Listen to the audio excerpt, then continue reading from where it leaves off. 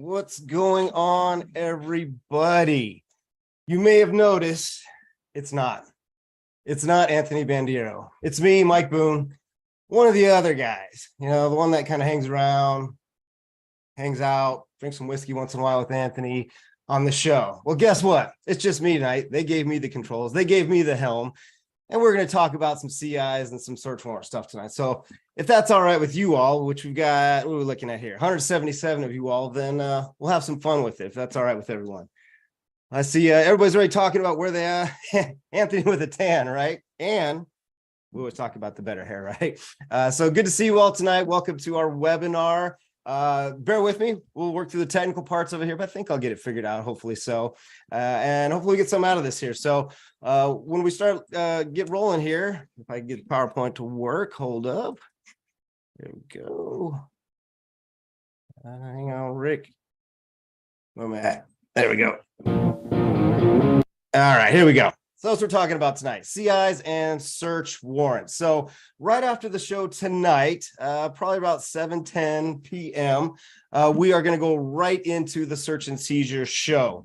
Well, usually I'm the guest, but, well, Anthony's not here tonight, so I guess he could be my guest whenever he shows up. I don't know what he's doing out there. So stay tuned afterwards. We would love for you all to hang out, talk a little bit here. Come on the show, chat with us live. We'd love to entertain your questions, talk here, hear your voice. We won't put you on the air. We don't need to put you on the video. That's fine. But we'd love to hear from you all. So hang out after the webinar. If any questions come up from this webinar, we'd be more than happy to hang out and talk about those a little bit later on after the show. Oh man, why does this thing not work here? Here we go, technical. Okay, okay, make sure you're checking out our videos. You guys are all here, so more than likely you know about our YouTube channel. You see all the stuff that we put out there. I think we're all over 500 videos now is what it says on there. We love the feedback that you guys give us. We love doing them. We love putting them out there. The questions that you guys give us the material to keep pushing it out there. So subscribe, get on there. At the end of the show tonight, or at the end of the webinar, we are going to have a few trivia questions. They gave me the keys to the castle tonight, so I don't know. We might give away some cool stuff. But yeah, stay tuned for that. We'll ask a couple of questions, and you guys can pick out what you want. Again, we some of our live stuff here. We'll send you certificates. You can get a live recording of this to replay at a later date. All that good stuff that you know and love from us all. So this is I'm kind of excited about this part because I loved watching these webinars all the time here, but you guys are kind of jumping the gun on me here. Okay, where everybody's from, all that stuff, but that's great. Make sure everyone's in there, everyone's settings. It looks like so far. Okay, here's what I want. Okay, type your agency, your state, but don't send it. Hold on, don't do it. All right, and 3, 2, 1, send them. Let's see them all here. There we go. Man, that's as cool as it looks from the seat here. We've got New Mexico, Arizona, Utah, Louisiana, Illinois, Florida, Tennessee, Limestone. My gosh, I love it. That's great. Awesome. Glad you all are here. New York, it's getting late there. That East Coast time zone. We're glad you're staying up with us here. Tennessee, nice. All right, awesome. Glad you guys are all here. This is good. Hopefully you guys get something out of it here. The recording has begun. So there we go. All right. CIs and search warrants. So those of you that don't know me, I've been on the show here a few times. I've been teaching with Blue to Gold for a while. I am still an active police officer for a major agency. I've been doing the job for a little over 20 years. Love what I do. But a little bit of pertinent about tonight is my background in, my producer is here. Hold up. Stand by.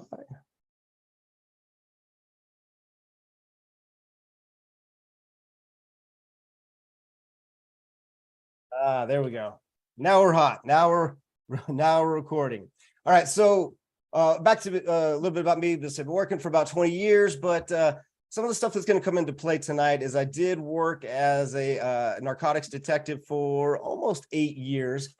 All kinds of different investigations, warrants. I ended up on a task force with the DEA for a little while. So I've had my share of dealing with CIs. So if you look at this side, the gray hair over here is all my old CIs and the pain and suffering and anguish that all my working CIs gave me. The other side is my kids. Just kidding, girls. Just kidding. But we'll get into some of that stuff there. So I love doing this. I love getting out there and meet you all. So when we talk about this here, so just remember some of your laws, your SOPs are going to be more restrictive at your agencies. Always check with your statutes. Make sure that you fall in line if you guys are being more restrictive. Also, if you have any doubts, that's why your supervisors get paid that big money. Push it up the chain. Hey, I was thinking about this, but what do you think about this, Sarge? Check with them and have them make that decision there for you. Also, this course is going to be legal education, not legal advice. I am not a lawyer, so can't give you that legal advice, but hopefully give you some good education tonight and help you guys make some good decisions when it comes out there to working your CIs. Sound good? All right, sounds good. So confidential informants, all right? This is what we are really going to get into. So when we talk about informants, the courts know that informants are vital for investigations. They got to be managed properly. And like I said, this gray hair is from working CIs. And I'd be lying if I sat here and told you that I never sent a CI into a house and waited and gave him the money, the marked money, said, just go in there, do what I tell you, go in there, buy a teen or a Coke and get back out. Sounds fair. Seems like a reasonable request. Send them in, watch them go inside. 5 minutes goes by. 10 minutes goes by. All right, half hour goes by. So we send somebody else to go knock on the door like they're looking for their dog. And lo and behold, who's asleep on the couch? A damn CI. So those of you that are working CIs out there know that they can be troublesome to manage at times. That's for sure. But the courts understand it. So when we do this, it's vital that we manage them properly. We do what we're supposed to do. Because think about what it means to for a CI. We are taking a person that is not willing to set forth in the courtroom and attest to another person. We're even protecting their identity. We're not even going to tell the courts who this person is. And they're going to make statements against this person that could cause them to end up in prison. They are saying that they're selling drugs out of the house. They've got stolen property. There's stolen guns. You name it. They're making accusations and are willing to, and we're not forced to produce them in court. So that's pretty profound when you think about that. So what we have to do with that information from the CI is to convince a fair and impartial judge. Remember, the judge is not for us.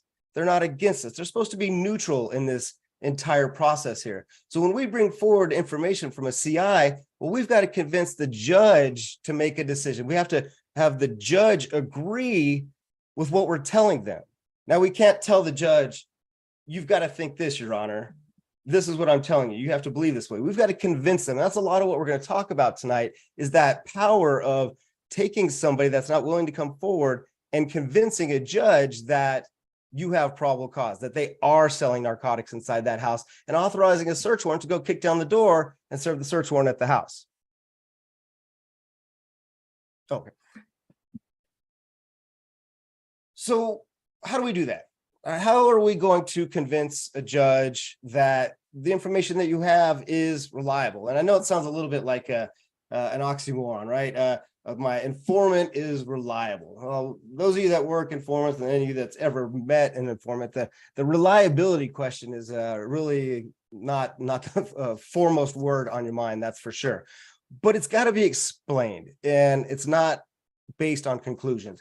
What we mean by that is, if you just give an answer, you say there's drugs in that house. Well, you've got to explain why we believe that. Why? What have we done to show that information is inside the house?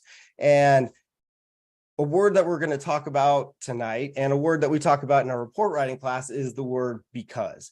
That word because forces us. It compels us to explain ourselves more. It makes us explain our actions. It makes us explain why it is we're doing what we're doing. So when we look at this here, a quote from out of Texas here: affiants have received reliable information from a credible person and do believe that heroin, marijuana, barbiturates, and other narcotics and narcotic paraphernalia are being kept at the above described premises for the purpose of sale and use contrary to the provisions of law. So when you step back and take a look at this, do you all see any issues of what is in this statement right here? We've got information, and they're telling us that we do believe that there's marijuana, barbiturates, and stuff inside this house here. Is that anything inside? Is that anything that someone couldn't just say, hey, that's the house that has that, right? Yeah, do believe, no, because it's vague. It's not, there's not specifics in there. How do we know that there's information? How do we know this first part here, there's received reliable information? How do we know that this is reliable information? What have we done as the officer, the detective, the affiant of our warrant to show that this person's information is credible, it is reliable? And that's some of the things we'll talk about as we move further into this. So when you look at that, basically, they're just mere conclusions that the CI was reliable. Okay, there's none of that because factor that we do believe. Well, tell us why you believe. Anytime you come to a legal conclusion or you make a statement, we have got to back it up. We've got to back it up with facts. We've got to back it up with evidence. We've got to back it up with corroboration, information that supports that. And that's where we as officers sometimes kind of fall short on there. We give a statement, but we got to back it up and tell the courts why. Exactly. Mark says, yeah, helpful to know how many times we receive reliable information. Exactly. We're going to talk about that. How do we get this information to make it actually reliable? From that same case, although an affidavit may be based on hearsay information and need not reflect the direct personal observations of the affiant, right? So we didn't see it ourselves. The magistrate must be informed of some of the underlying circumstances from which the informant concluded that the narcotics were where he claimed them to be, and some of the underlying circumstances from which the officer concluded that the informant, whose identity need not be disclosed, was credible or his information was reliable. So there it is. The courts say the affiant doesn't need to see it. However, that the reliability or the credibility of the information has got to be vetted. We have to show that what we're putting in these warrants and these affidavits has been deemed reliable. And that's really important because, again, you've got to convince the judge to be the person that agrees with the warrant. Now, think about a warrant is powerful. So if a judge agrees with a search warrant, they sign off on it, well, it takes a high burden to overturn that. And we'll look at a search warrant here in a second that was missing some of those elements that we're talking about. And eventually it was deemed to be overturned. But really, when it comes down to it, is making that showing why we know what we know, why the CI knows what they know, and why they're reliable.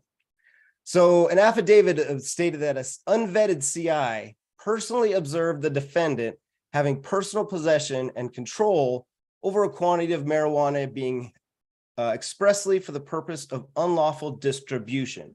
All right, so there's some good and some not so good in this here. What do you guys like about some of this here? Throw some comments in there with me as I take a drink out of my blue gold tea. We saved the whiskey for the search and seizure show. Personally observed, yeah, there you go. Okay, that the unvetted CI, right? They personally observed it here. So it's one thing for the CI to say, I personally observed it. That's good. Okay, that's in our favor. They are putting themselves there. Okay, they're telling you, I was inside the house, I saw it with my own eyes. Okay, that's a good thing, especially if we can prove them to be reliable. However, when we go through the rest of the statement here, for the purpose of unlawful distribution. So is there any information upon just seeing the narcotics that is the nexus to unlawful distribution? So think about this. Is it two different warrants? A search warrant for possession of a controlled substance versus a search warrant for unlawful distribution or sales. They're pretty significantly different, right? So think about it. What do you get in a search warrant for a possession of a controlled substance warrant? What is the judge going to give you? They're going to sign off and say, well, you can, show how somebody had access, dominion, and control over that. But it's a pretty narrow scoped warrant as long as you recover the narcotics from there and you could show the possessory over it. That's pretty much your warrant. Now, to show a warrant with unlawful distribution, well, you get a broader scope. You get to take computers, you get to take phones, look for O sheets, things that are going to show the elements of the crime, the sale component, the trafficking component. So it's a much broader search warrant that you get, but you've got to back it up with the elements to support that in your affidavit. So if the CI saw the narcotics there, an easy way to fix that is, well, did the CI buy? And if the CI bought from her, well, there's your warrant for unlawful distribution. So just keep in mind that your scope is going to come with the information that the CI provides to you and what they see in the warrant. So this was held that the distribution statement was conclusory and no specific information as to why the CI should be trusted. So they saw it, but the distribution component of that warrant was a little bit flawed. It was a conclusion that wasn't backed with those facts like we were talking about. So you've got to have that information in there to, again, convince that judge, an impartial judge. Okay, they don't pick sides, can't tell them how to think, but just convince them that there's probable cause. There's probable cause of distribution in there, and give them the because that'll help them make that decision. All right. The detectives presents no underlying factual circumstances to support the informant's knowledge regarding the distribution, nor the detective's own belief that these quantities of marijuana were present for the purpose or with the intention of unlawful possession, sale, or transportation, or even that the marijuana would be on the premises when the warrant was executed. So let's just say this guy is a really heavy weed smoker, and he's just got bales of weed in his house. Okay, possession, right? But where is the information, like the courts were saying here? Where's the information that shows the purpose or with the intent for that possession of sale? That's what the courts were looking for in this, that it wasn't provided in the affidavit. So that's where the issue became, is the scope of that warrant, what the judge was going to let you search for.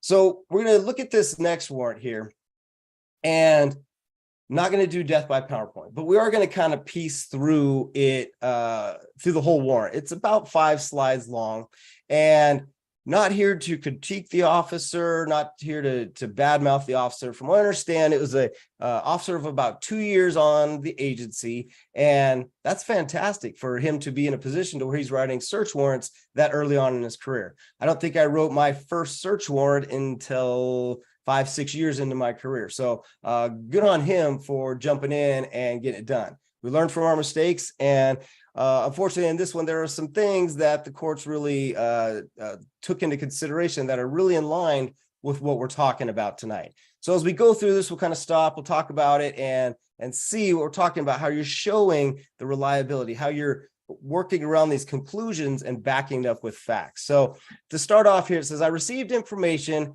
from an informant who has proven reliable in several investigations with the information he supplied. Okay, conclusion? Yes.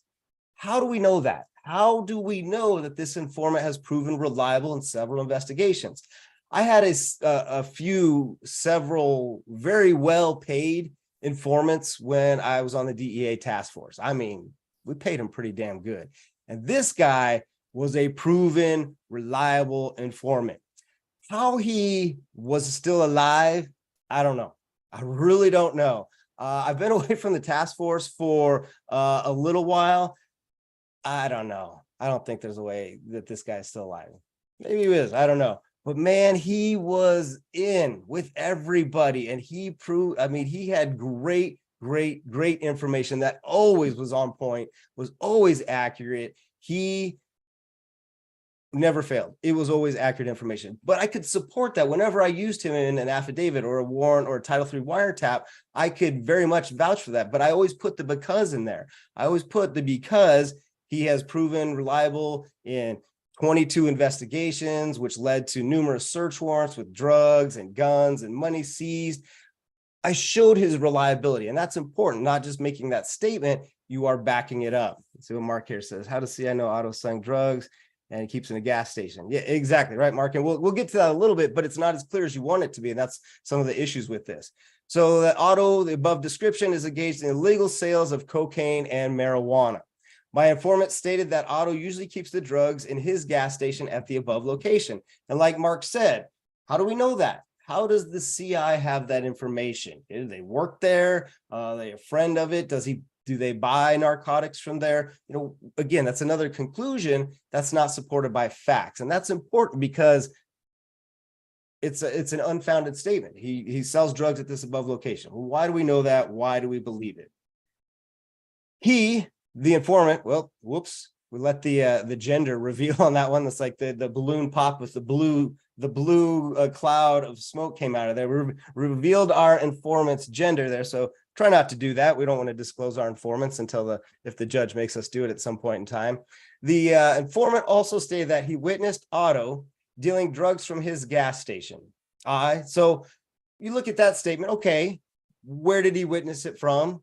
When did he witness this? Was it recently? Was it yesterday? Was it a year ago? We don't know. So that's questions that may be asked by the judge. So we want to clarify those actions. No. Yeah, Elijah, we don't want to front out our CIs. That's for sure. You know, it's part of putting specific dates, specific times. We want to be as vague about that as to not front our CIs out as much as we can protect them. That's a good point. So I, along with Detective Higgins, conducted a surveillance on the subject and his station on Thursday between the hours of 3 p.m. and 7 p.m. and observed Otto meeting with several persons after leaving his station and making what we believe to be drug transactions. Okay, well, all right. I worked dope for a long time, and I know what I believe to be a drug transaction. You all, as cops, know what a drug transaction looks like, but what does the juror know? What does a squeaky clean pastor know of it? What is a fair and partial judge who has to make his or her decision on your information you provide them to believe? So there's another circumstance there where we're not giving enough information. What did we see? Now, mind you, this is a gas station. So there are going to be people walking up, making transactions, going in, buying things. You know, are they buying a Snicker? Are they buying a Coca-Cola? Or are they buying cocaine? So that's really important for us to articulate and describe our actions. So what we saw as the detectives doing the surveillance, we saw the subjects walk up. They didn't use the front door of the business. They met Otto around the side of the business, behind the dumpster, looking behind them before they went to see if anybody was watching them. Something came out of Otto's pocket, handed it to them, and money was met in exchange, and they walked away. You know, something that's, you know, that you could start to convince somebody that doesn't know what a drug transaction looks like. You're filling in those pieces of information to help them understand that. Those are the kind of things that we're looking for when we put inside these warrants. But just stating that what we believe to be a drug transaction is not going to work because there's too much in there that is left to be unexplained. During the surveillance, we observed one person making a transaction with Otto and checked on his vehicle and called the narcotics squad to inquire his relationship with the drugs. All right, that's good. So you've got some information of somebody that goes there. You run a license plate, you reach out, and they've got some information that they are in a relationship with drugs. Again, that's vague. It's not specific. So what was the relationship? Have they been arrested for prior possession, trafficking? What was it? And then how long ago was it?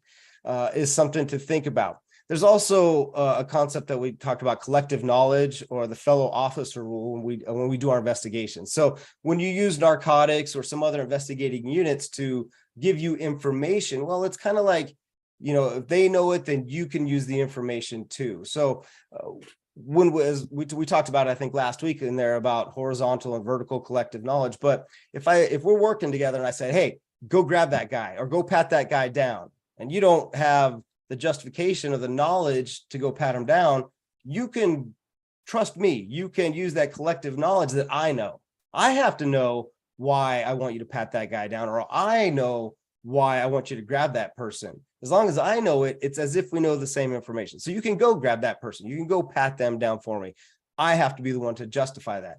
So when they're reaching out to narcotics, it's kind of that collective knowledge component that's going in there. So this is a decent piece of information, but again, it could still be more specific as to what they did, when they did it, and was it involved in an investigation? Is there more that we could put that's related to that person? They told us that the person had been arrested for cocaine and other violations, and they felt Otto and the other persons are involved in the drug activity. Okay, so they've been arrested for cocaine. When? Right? That's important. If it's 10 years ago, yeah, I don't think that holds much merit. If it was last week, then okay, that's a little more current. It's more recent. It's more applicable to what we're looking for. And then we felt, okay, we felt that Otto and other persons are involved in drug activity. Again, it's a conclusion. We need to back it up with those facts and circumstances. So from the information received from our informant and from our observations, we do feel, again, I like the word believe, we do believe that a search of Otto's gas station should be conducted for illegal contraband. We checked on the ownership of the station and it belongs to Otto. Okay, that's good. I think that makes a big difference, because if Otto just worked there, I think you've got a little tougher time on maybe the entire property, or if there's a manager's office, you might have a tougher time getting the full scope of the search on there. But that's important because Otto owns it. Okay, he's the owner of it here. That means he's going to have that access and dominion control over the entire property. So we checked on ownership. It belongs to Otto, who we presently have in headquarters on this investigation. The judge knows this. Okay, the judge is going to want to know that this person is in custody. They're at headquarters right now. We're trying to interview him here, and we're petitioning for a search warrant to go search this gas station. They want to know that information. He was advised of his rights and refused a search of his station, but appeared to be very nervous. All right. Well, a lot of people are going to be nervous when they're in handcuffs down at the police station. So that last statement doesn't really do much for us either there. There's nothing that's adding to the content of the affidavit. So a few things, again, we take here, really back up those conclusions. You've got to tell us why. So here's what the court said on this. The affidavit is utterly devoid of specific facts witnessed by the officers in which the judge could have independently conducted that their suspicions were reasonable. That's what we're talking about. You have to convince the judge to make it, to think, to make a decision. You can't tell the judge what to do. You have to give them the information to make that decision. The affidavit does not state with particularity what the officers observed or why the officers believed that drugs were being sold. Okay, what we talked about, some of the specific details that as a trained officer, you know it is, but you've got to convince a squeaky clean juror why it's a drug transaction. It does not inform the judge in what respect the transactions observed by the officers differed from routine service station transactions. And that's important, like we talked about. Why is this not a person just going in there to get some food? Why is it a person buying narcotics? And that's what you got to convince the court of for sure. Let's see. Yeah, Mark says, how long did the visitors stay in a gas station? Investigator could state previous drug investigations found that meetings lasted 15 to 30 seconds. Yeah, right, Mark. Like say, was it reasonable to go in there? Were they just grabbing a quick drink and going, or was it more like a drug transaction time? So those are all factors that you would put in there to help make that. So like we've been saying, the most powerful word in report writing is the word because. State your opinion and then say because. It is going to force you to write more. It is going to force you to articulate. It's going to force you to justify what opinion you just stated, what conclusion you just came to. So let's take a look at a couple of these here. So a battery investigation. As I spoke with the suspect, I observed obvious injuries to his face and a bleeding laceration on his left thumb. So, all right, what question pops into your mind automatically from that statement?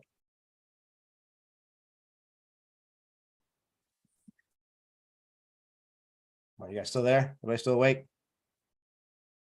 What are those obvious injuries, right? Yeah, there you go, Sterling, right? What are those obvious injuries? So tell us, what makes it obvious? As I spoke with the suspect, I observed injuries because, there you go, like Phil, yeah, what caused the injury? Okay? Because his left eye had burst blood vessels, his upper lip was inflamed, and his left thumb had a bleeding laceration. Now you're telling people something of why you believe it to be obvious. You're causing them to gather the information and come to that same conclusion, that same result. That's the magic of the power of because. All right, how about this? The suspect was about to attack my partner. We don't want that, that's for sure. But how, right? What do you think, Omar? How? What do you get? What's it gonna look like if somebody wants to attack you or your partner? What are we gonna see? We got clenched fist. There you go. Explain his body language. Yeah, exactly, right? Blading, aggressive behavior. Good. Threats. Yeah, exactly. What they're saying not only what they're saying, but how they're saying it, right? Is it calm demeanor or are they yelling? Pre-attack indicators, clenched fist, yelling, bladed, lunge forward towards my partner. There you go, right? All of those things. But when you say like here, yeah, like that, there you go, pulled his shorts up, started to become louder, like kind of like Chris Farley, like, all right, cinch up my shorts, it's about to get real here, right? So yeah, those are all things that we see it and we know it as cops, but we've got to translate it into our reports. The subject was about to attack my partner because he said, I'm going to kick your ass. I'm going to kick your ass, Seabass. Turned his body 90 degrees in a boxer's fighting stance, weight shifted, clenched fists, raised hands, sweating profusely, clenched mouth. Took off his glasses. That's how you know somebody means business, right? Now you know that they're not joking around. Pulled up their shorts, and they took off their glasses. It's go time, right? It's go time. The stop was made in a high crime area. How do we feel about that? High crime areas. Does that give us carte blanche to stop people in a high crime area? Carry a lot of weight or not little? Not much.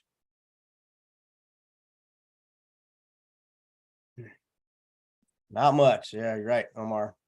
Lots of speeders in the area. Back up. There you go. Are we telling anybody why?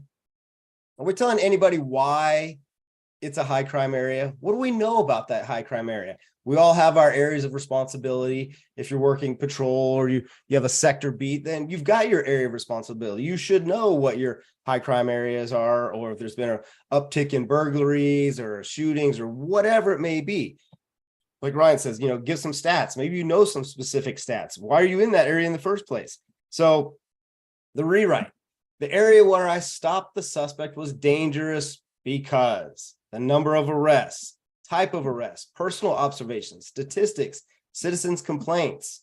Thomas said, recent calls for service, your experience with the patrol in that area. Yes, if you work certain areas, you know that you've arrested people there in possession of firearms or narcotics or investigated shootings, or you can speak to your personal experience there. Like I said, throwing out statistics, specific crime trends that are going on there, but convince somebody why you believe it to be a high crime area. There's that word because, okay? I observed a car being driven recklessly in the right travel lane. Again, what does that mean? Give us some information.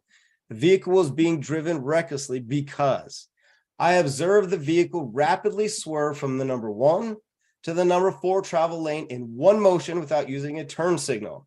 I estimated the vehicle to be traveling at approximately 90 miles per hour. Well, that paints a picture. That gives us a lot of detail. Those of you guys know I teach right now for a living, and a lot of our newer officers or new recruits have a struggle with the articulation of this. And I sometimes compare it to like a stick figure drawing. They'll tell me a story, they'll articulate a use of force or an arrest report. And I kind of compare it to, well, okay, you've got information, but it's kind of like a stick figure drawing. What I want is a beautiful, landscape, oil painting with all the details that you could look at it and feel as if you're there. Plug those information in there to explain what you're trying to convince the reader of. The victim was hysterical. Well, the victim was hysterical because she kept waving her arms around, kept telling me that she wanted to kill the suspect for beating her, and was constantly crying. Okay, that paints that picture that we're looking for to convince the reader why she was hysterical. The wife appeared scared of her husband. Well, she appeared scared because she kept asking when he would be released from jail, asked if there were battered women's shelters in the area, and asked whether he would be told she accused him of spousal battery. You're explaining all those concerns she has. I searched the vehicle for weapons for officer safety. This is important because if you're doing a protective sweep of that vehicle, you're searching the vehicle for weapons, and you find evidence, well, your justification for sweeping that vehicle is going to be important. So here's your rewrite. I believe the driver was armed and dangerous. Remember, that's our measure to talk about, that frisk of that vehicle, that sweep of the vehicle is it's the Terry factors, right? To do so. The driver was extremely slow to stop. immediately challenged my authority to make the stop, closely watched my actions upon approach, constantly pleaded to be let go with a warning, had a nervous tone in his voice, was convicted of robbery in 2019. So those are all factors, the totality of the circumstances that we put together to justify our protective sweep of that vehicle. And we explain why. You're getting into your mind, and you're telling the reader why you made that decision. So this comes out of a case that is kind of near and dear where I work, but here's the original. All right. A case involving a prostitute. I escorted Teresa down to the security room and interviewed her. Immediately apparent to me was her level of intoxication, and the smear of lipstick on her face suggested that she had very recently engaged in some form of oral copulation, based on my experience. So, all right, how do we write this one? That's the original wording. How do we write this one?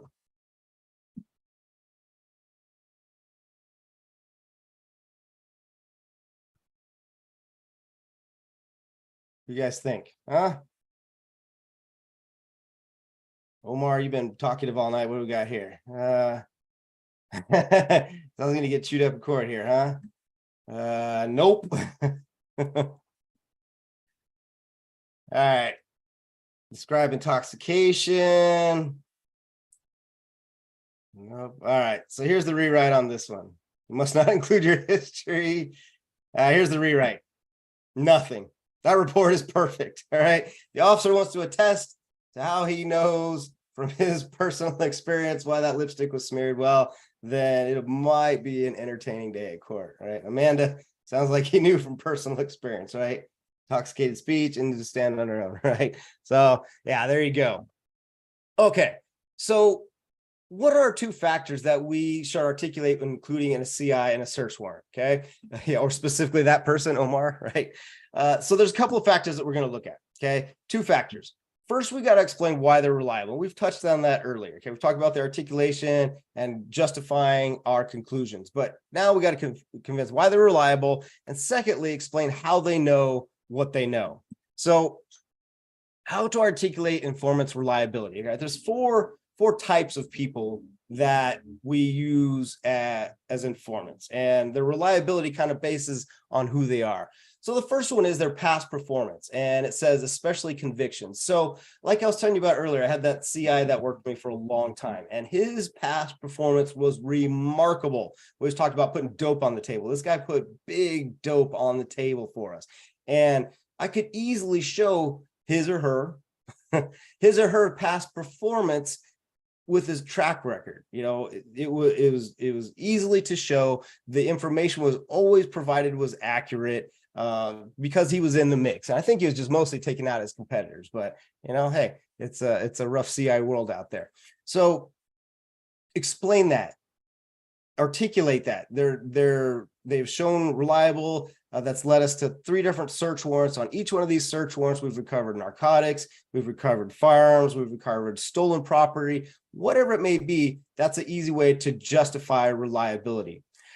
Statements against interest, all right, declaration against interest. So when you look at this is somebody that's, you know, willing to either come to a police station or they get stopped, or maybe they've got stopped with some narcotics and they want to work off charges, or they've just had a change in life and they want to come clean.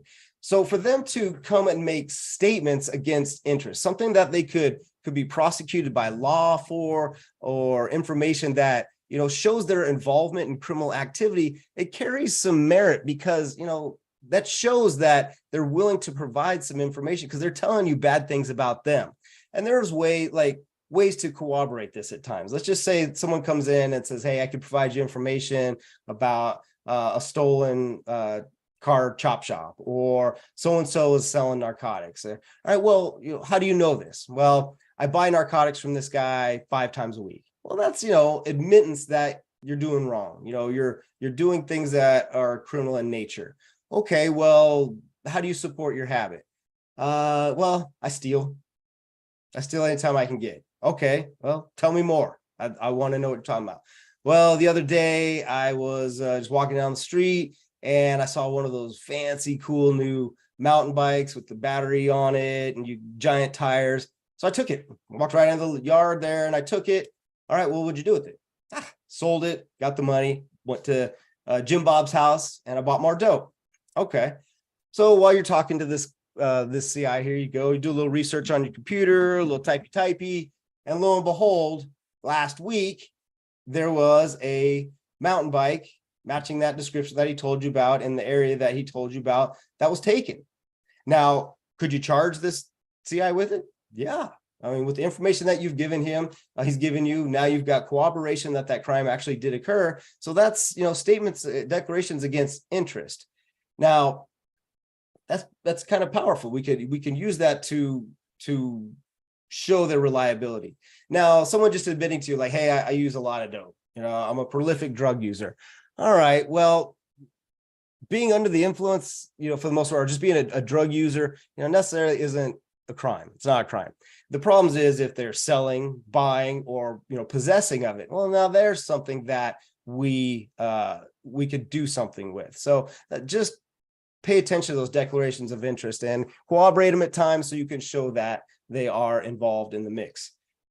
Disinterested citizens. Now, these are your people that are wanting to provide information to us, but they don't want to get involved. All right, they saw something happening, or there's a house in the neighborhood. They're concerned about it. Hey, they're selling narcotics out of there. There's foot traffic all the time. You name it. All right. So they want to put that information out there, but you know what? I just don't want to come to court. I don't want to have to testify. I don't want my name in a search warrant. We look at this and the courts look at that. We presume them to be truthful.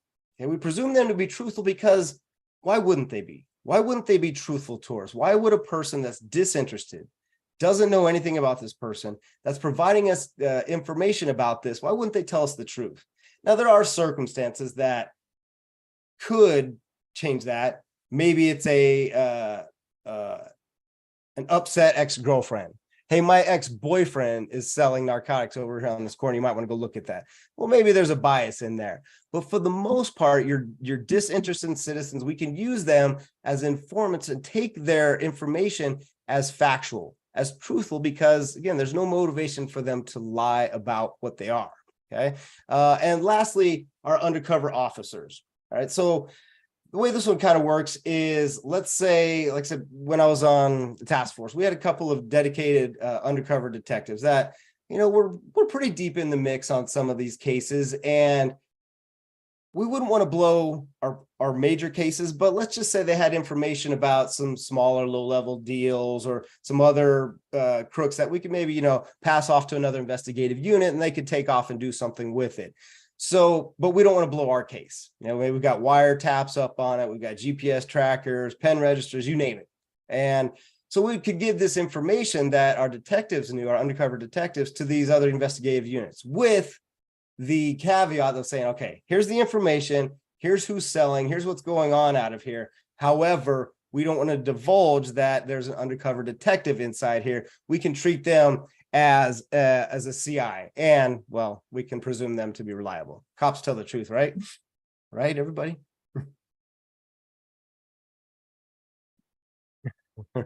Most of the time, right? Big time dope dealer, but end up being, yeah, right. Brooks says, yeah, I'll give you information. They could give you pounds, right? They've got a teener in their pocket, but they could get you pounds tonight, right? I don't know about that for sure. All right. So the CI gave officer accurate information 15 to 16 times before. Well, there you go. That's what we're talking about. There was no doubt as to the informant's reliability. Okay, they've given us good information 15 to 16 times before. All right, so how do we keep track of our informant's reliability? And hopefully you all get the opportunity to work informants out there at your agencies. Especially some of the smaller agencies, like where I worked and when I was working as a detective, we were very structured as far as our CI management. We had a person that was dedicated in our office to be the CI manager. We had, paperwork for signing up the CIs, cover sheets. Every time we spoke with our CI or had They did a deal for us. We did basically a contact report that went into their file. We had their information, and they were given a CI number. It was all locked down. It was kept under lock and key and very organized and structured. Those of you that are in some smaller agencies, I implore you to have some sort of organization on this. Make sure that if you're working CIs, and I hope that you get to, because it's a lot of fun, I hope that you keep some sort of recordation, some sort of tracking mechanism in place that you know who they are, but you're protecting their identity. If they're giving you information, that you're storing that information, or if you're meeting with them or they're doing deals with you, that you're tracking their record, you're tracking their reliability. Because as you'll see here in a second, there in a particular case, the officer's testimony was inconsistent and uncertain. It demonstrated a woeful lack of proof, not only as to the alleged informer's reliability, but even as to his existence. Holy crap. Think about that. That's a judge telling an officer or detective, I'm a little concerned about your lack of proof or even the existence of this person. The judge is calling the officer out and saying, I don't even know if this person exists with this information that you're providing. That's concerning. So think about it. As we talked about earlier, a CI is going to accuse a person of selling narcotics or drugs out of their house, but never has to come to court, or sometimes their information never divulged. Now, a judge, though, or a defense attorney can make a motion to have this information brought forth, and a judge can say, yeah, you know what, I would like to meet with the officer and show me your records of this person, show me the transaction, show me why you presume this person to be reliable. What have you done to prove this? And at times the judge could even make you bring your informant in chambers. They won't present them in front of court, but they may want to actually physically see this person. So without documentation or some sort of formalized process, this could be a problem, especially if the court wants you to produce that.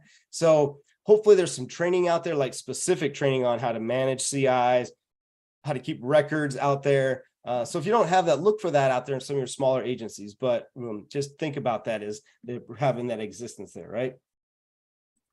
Yeah, Brooks, people working off charges almost never give you their main plugs. No way, right? Here's some of my okay people I'd want to take out, but my main guy, I'm not going to touch them, right? So that's not good if the judge is questioning to the existence of your CI.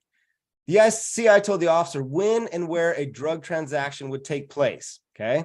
The officer observed the transaction but made no arrest. So what do we think about that? Is that good, bad, indifferent? What do we think?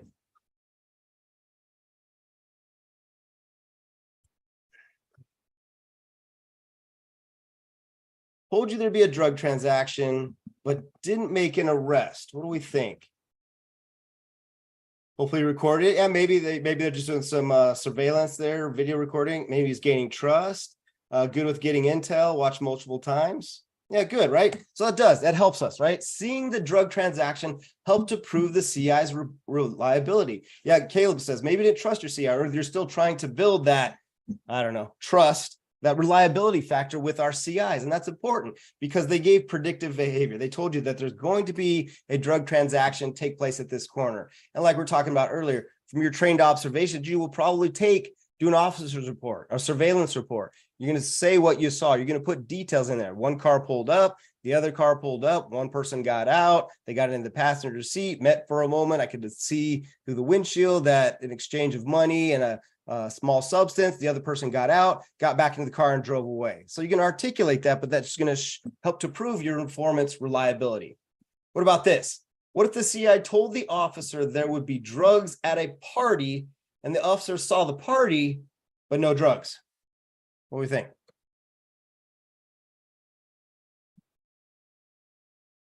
Nothing. Bad CI, nothing. Yeah, there you go. Pretty much nothing, right? It's really nothing. Maybe it was on Facebook or any of those other social media platforms that, anybody could have known about this party. So really doesn't do much one way or the other. So, all right. So how do we articulate their basis of knowledge? And the most important one is firsthand observations. How do they know what they know? What did they see? They told you, you don't want to put in your warrant, your affiant told me this, or your affiant said there was this. It should sound like the CI observed 4 kilos of cocaine stashed underneath a trunk in the dining room. Okay, firsthand observations, what they saw. The CI saw multiple stolen firearms in the garage. Okay, where they were and how that they saw it is important when we talk about those firsthand observations. So, and corroboration. Okay, corroboration is going to usually be key on a lot of things here. People are going to give you information, but how do they know it? Like the party. Okay, well, anyone could know about that party, so it's not really firsthand information or those corroborations. So, kind of think about like a crystal ball concept, right? How could they know what was going to happen? Or predictive behavior. We'll look at it in a couple of cases here. Quantify their knowledge, like you say, Phil. So when we look at this, the key to corroboration is to explain why the observed conduct proves the informant had inside information, that crystal ball. Like, did a little birdie tell them something about it, or they knew it because they were there? They were a part of it. They were told that was what was going on. They saw it for themselves, or they were involved in it. Maybe they're the ones moving the narcotics. So a confidential, reliable informant told an officer that the suspect will return from Chicago on Monday or Tuesday, provided a physical description, described what he was wearing, that he would be holding a tan zipper bag, and was habitually walked fast. All of this information was corroborated. What do you think? Are we good? Do we like that one? Reliable, good. Yes, great CI, solid, right? We're talking about predictive behaviors, specific information, right? There you go. The CI plus the corroboration equaled probable cause. They arrest that guy, and we're good to go because of what was provided. Okay. Oh, hang on, there we go. All right, so takeaways, okay? All our conclusions need to be proven. Okay, we talked about that factual basis. You tell the courts why. Okay, use that word because. Okay, I believe there'd be a narcotics transaction because all those factors that we spoke about. Conclusions are important, but you've got to back them up with facts, circumstances, information to convince your reader to feel the same way, to believe the same way, to convince that impartial judge to make a decision for themselves based on you presented them to come to that same conclusion that there is probable cause, there is sales going on out of that house.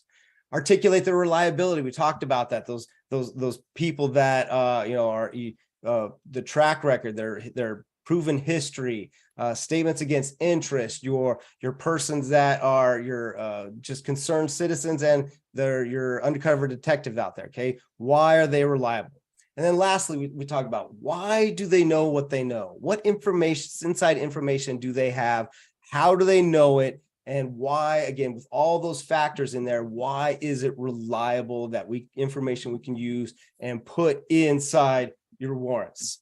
All right, so that's about it for this. If you guys have live questions, please stick around here in a little bit. We're gonna do some trivia here in just a second, but if anybody wants to pop on live here, we'll be Anthony, I'll be getting the show going here probably about 10 after 7 on Pacific time. So Charlie says yes, he liked it. Brent, thank you, sir. Hope you liked it. So leave us a review. You can do the little snapperoo on your phone there if you liked it.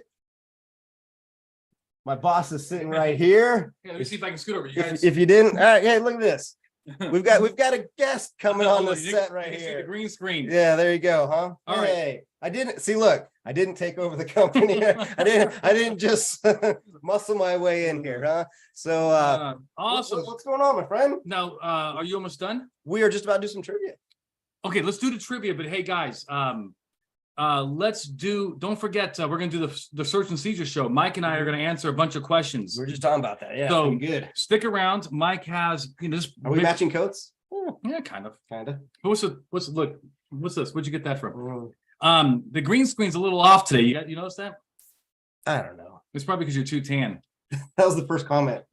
Yeah, Tan Anthony is here. Now you know that it's not an added artificial tan that we're not doing with the computer, because look at me, look how pasty I am. All right, Jason, it's a blue to gold pin. That's right. You could win one. You can. Hey, if you come onto the show and ask the question, I'll give you a pin. There it is. All right.